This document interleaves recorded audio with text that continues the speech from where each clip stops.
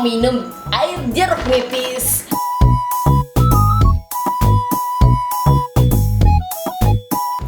Kalian tau gak sih jeruk nipis yang bulat-bulat kecil kayak gini nih? Pertama kali ditemukan di negara Ceko.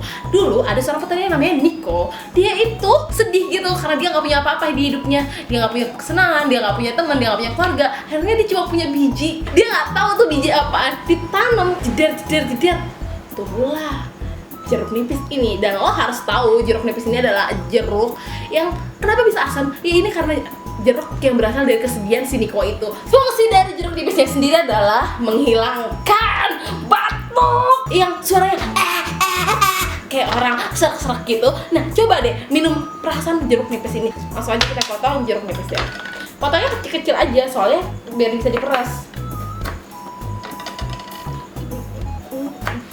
Bijinya dibuang ya. Kalau tuan numbuh di dalam jadi sedih deh. Banyak. Mulai diri ya. Capek. Segar. Asyik. Oke, langsung kita minum ya.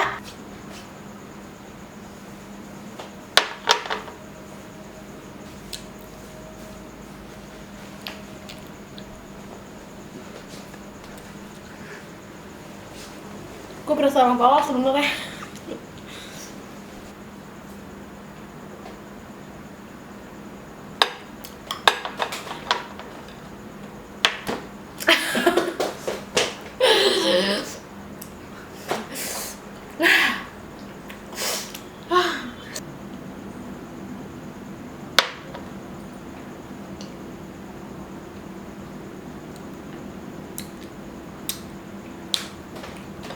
Minumannya bikin sedih, bikin perih.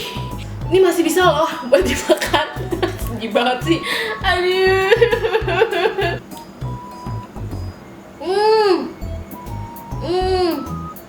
Asyam, terus pahit-pahit gitu soalnya masih ada kunyitnya.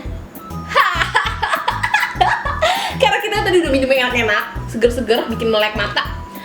Jadi setelah ini kalian bisa melakukan aktivitas apa aja tanpa ngantuk, sehat, bugar, makin seksi. Wah, jadi terus saksikan Julai Day hanya di layar TV. Wow, layar TV. Layar TV bukan kan? Astote. Tiap, mesh. Peras, mari peras susunya, peras susunya.